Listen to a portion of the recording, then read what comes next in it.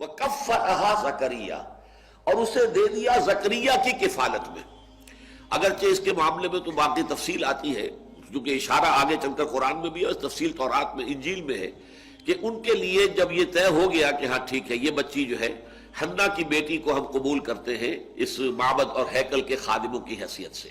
حالانکہ ہمارے ہاں رواج نہیں تھا، ہم کسی لڑکی کو نہیں قبول کرتے تھے لیکن اس کو قبول کرتے ہیں۔ وہ حضرت حنا کا بھی چونکہ کوئی بہت ان کے ہاں ایک پایا ہوگا، مقام ہوگا کہ ان کی نیکی اور ان کی راست بازی کا اور ان کے زہد اور تقویٰ کا، کہ ان کے لیے استثناء کر رہے ہیں، ہم نے قبول کر لیا۔ اب سوال پیدا ہوا یہ بچی کس کی کفالت میں رہے؟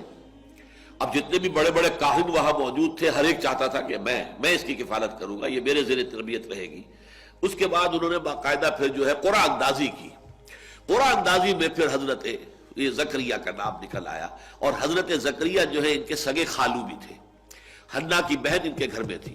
تو حضرت زکریہ کو اللہ تعالیٰ نے، اللہ فرما رہے ہم نے اسے کفالت میں دے دیا زکریہ کے، یعنی وہ تفصیل یہاں بیان نہیں کی گئی کہ کس طریقے سے ہوا ہے، وہ چونکہ قرآن اندازی کے ذریعے سے ہوا ہے، قرآن کے فیصلہ بہرحال اللہ تعالیٰ کرتا ہے جس کے نام پر قرآن نکلا۔ وَكَفَّلَهَا زَكَرِيَّا۔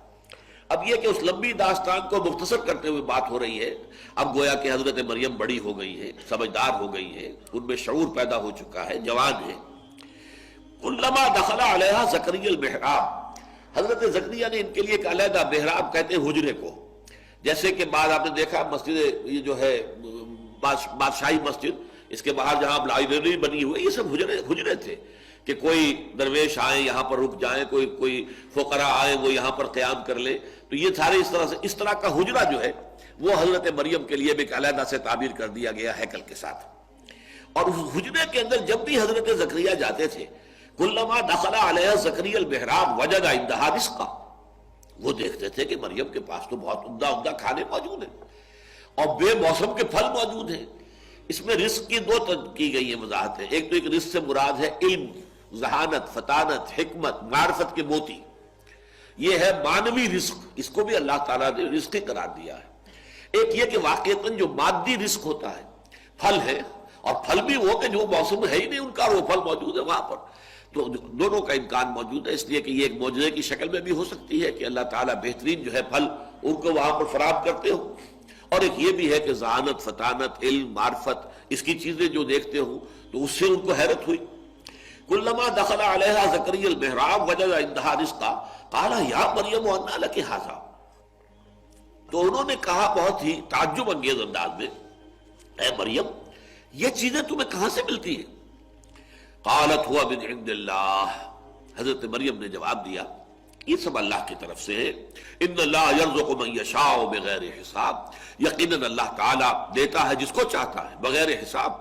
جتنی چاہے دولت دے دے، جتنی چاہے ذہانت اور فطانت دے دے، جتنی چاہے نیکی، طبیعت کی نیکی عطا فرما دے، اللہ کی دین ہے۔ ہنالک دعا زکریا ربہ،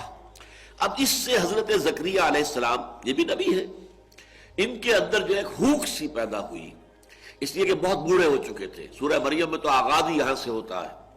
کہ جب کہ حضرت زکریہ نے اپنے رب سے دعا کی تھی کہ پروردگار میں بوڑھا ہو گیا ہوں، میرا سر جو ہے سفید ہو چکا ہے، میری ہڈیاں کمزور ہو چکی ہیں، اور اللہ نے اس وقت انہیں کو اولاد نہیں دی تھی، اور مجھے اندیشہ ہے میرے بعد کوئی وارث نہیں ہوگا کہ جو اس دین کی امانت کو اس طریقے سے حفاظت اس کی کر سکے جیسے کہ کرنی چاہیے۔ لیکن اس وقت ان کے دل میں ہوک سی اٹھی کہ اللہ تعالیٰ اگر اس بچی کے اوپر اتنا مہربان ہے، اس بچی کو اس نے وہ کچھ دیا ہے، یا علم دیا ہے، یا معرفت دی ہے، یا حکمت دی ہے، یا اللہ تعالیٰ جو ہے یہ بے موسم کے پھل اس کو یہاں پہنچا رہا ہے،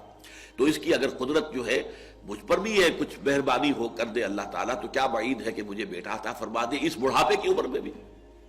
ہنالک دعا زکریا ربہ، اسی وقت، اس کو ہنالک کا ترجمہ انگریزی میں ہوگا دیر اینڈ دین، دفعتاً ایک دعا جو ہے وہ ان کے قلب کی گہرائیوں سے ابھر کر آئی، اپنے رب کو انہوں نے پکارا، قال رب هب لي من لدنك ذرية طیبہ، پروردگار مجھے بھی خاص اپنے خزانہ فضل سے، خزانہ فیض سے بڑی اچھی نیک صالح اولاد عطا فرما دے، انک سمیع الدعاء، یقیناً تو تمام دعاؤں کا سننے والا ہے۔ فنادته الملائکۃ وهو قائم یصلی فی المحراب، اب یہ محراب ہے خاص حضرت زکریا کی، اور پکارا انہیں حضرت زکریا کو فرشتوں نے، وہ ہوا قائم یصلی فی المحراب، جبکہ وہ نماز میں کھڑے ہوئے تھے اس اپنے محراب میں، اپنے حجرے میں، ان اللہ یبشرک بیحییٰ مصدقا بکلمۃ من اللہ، اللہ تمہیں بشارت دیتا ہے یحییٰ کی، یعنی ایک بیٹا تمہارے یہاں ہوگا جس کا نام یحییٰ ہوگا، اور وہ تصدیق کرے گا اللہ کے کلمے کی۔ اللہ کے کلمے سے مراد حضرت مسیح علیہ السلام ہے، اس لیے کہ حضرت مسیح علیہ السلام کے وجود میں آنے میں جو باپ کا حصہ ہے وہ اللہ تعالیٰ کے کلمہ کن نے ادا کیا ہے، جیسے کہ کلمہ کن سے ہر شے عدم سے وجود میں آ جاتی ہے، انما امرہ اذا اراد شیئا ان یقول له کن فیکون۔ تو یہ جو انسانی ولادت ہے، ظاہر بات ہے کہ اس میں ایک ماں کا حصہ ایک باپ کا حصہ ہے، وہ باپ والا حصہ چونکہ یہاں نہیں تھا، لہذا یہاں پر اللہ تعالیٰ کا ایک خاص کلمہ جو ہے وہ اس کی جگہ پر کن، اس نے گویا کہ اس کی جگہ لی ہے، تو گویا کہ حضرت مسیح علیہ السلام خاص طور پر کلمۃ اللہ ہے، اللہ کا کلمہ ہے، تو وہ تصدیق کریں گے اللہ کے کلمے کی، وسیدن، اور وہ بڑے سردار ہوں گے، اونچے رتبے والے ہوں گے، وحسورن، اور بہت ہی نیک ہوں گے، مجرد رہیں گے، انہیں دنیاوی لذتوں سے، آسائشوں سے اور شہوات سے کوئی سروکار نہیں ہوگا، وَنَبِيًّا مِّنَ الصَّالِحِينَ، اور وہ نبی ہوں گے صالحین میں سے۔ یہ ہے جو کہ خوشخبری حضرت زکریا کو مل رہی ہے جبکہ وہ نماز پڑھ رہے تھے اپنے محراب میں، اپنے اس حجرے کے اندر۔ اب دیکھیے یہاں یہ معاملہ سامنے آ رہا ہے کہ اگرچہ خود دعا کی تھی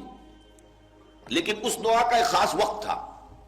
کہ حضرت مریم پر جو بھی اللہ تعالیٰ کی رحمتیں اور اللہ کی طرف سے جو بھی انعامات کی بارش ہوئی تھی، اس سے طبیعت میں ایک دم جو ہے غیر اختیاری طور پر وہ جوش پیدا ہوا اور دعا کر لی، حالانکہ انتہائی خود بوڑھے ہو چکے تھے، ساری عمر بیوی جو ہے وہ بانجھ رہی تھی، کوئی اولاد ہوئی نہیں ساری عمر۔ اب ان حالات کے اندر دعا کر لینا، دعا تو کر لی، لیکن اب جب کہ ان کو مل گئی ہے، خوشخبری مل گئی ہے، تو طبیعت کے اندر ایک اشکال پیدا ہو رہا ہے، یا یہ کہیے کہ اس پر یقین حاصل کرنے کے لیے اس کی توثیق چاہ رہے ہیں اللہ سے کہ واقعی یہ بات ہو جائے گی۔ قال رب انا یکون لی غلام، کہا انہوں نے کہ پروردگار میرے کیسے بیٹا ہو جائے گا، وقد بلغنی الکبر، جبکہ مجھ پر تو بڑھاپا مسلط ہو چکا ہے، وامرأتی عاقر، اور میری بیوی جو ہے بانجھ ہے، ساری عمر بانجھ رہی۔ قال کذلک اللہ یفعل ما یشاء، تو فرشتوں نے جواب دیا کہ اسی طرح ہوگا، اللہ تعالیٰ کرتا ہے جو چاہتا ہے، اس کو کسی وسائل کی ضرورت نہیں ہے، بلکہ اس کے لیے تو کلمہ کن کہہ دینا کافی ہے۔ قال رب انا یکون لی غلام وقد بلغنی الکبر وامرأتی عاقر، حضرت زکریا نے عرض کیا پروردگار میرے ہاں کیسے بیٹا ہو جائے گا جبکہ مجھ پر بڑھاپا مسلط ہو چکا ہے اور میری بیوی بانجھ ہے، تمام عمر بانجھ رہی ہے۔ قال کذلک اللہ یفعل ما یشاء، اللہ نے فرمایا یا فرشتوں نے کہا کہ اللہ تعالیٰ ایسے ہی ہوگا اور اللہ تعالیٰ جو چاہتا ہے کرتا ہے۔ قال رب اجعل لی آیہ،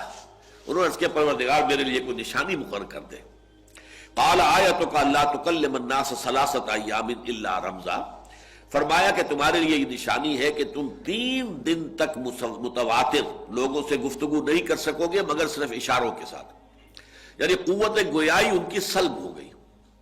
اور اس کے بارے میں روایت میں تفصیل یہ آتی ہے تورات کے اندر کہ جب حمل ٹھہرا ہے حضرت حنا کی ہمشیرہ جو ہے، یعنی حضرت زکریا کی اہلیہ اور حضرت یحییٰ کی والدہ کو،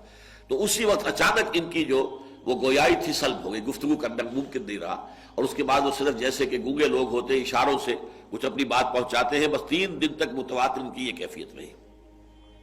وَاذْكُرْ رَبَّكَ كَثِيرًا، اور اب اللہ کا ذکر کرو زیادہ کثرت کے ساتھ، وَسَبِّحْ بِالْعَشِيِّ وَالْإِبْكَارِ، اور تسبیح کرو اپنے رب کی صبح بھی اور شام کو بھی، تسبیح و تحمید کے اندر لگے رہو، اور یہی در حقیقت نشانی ہے۔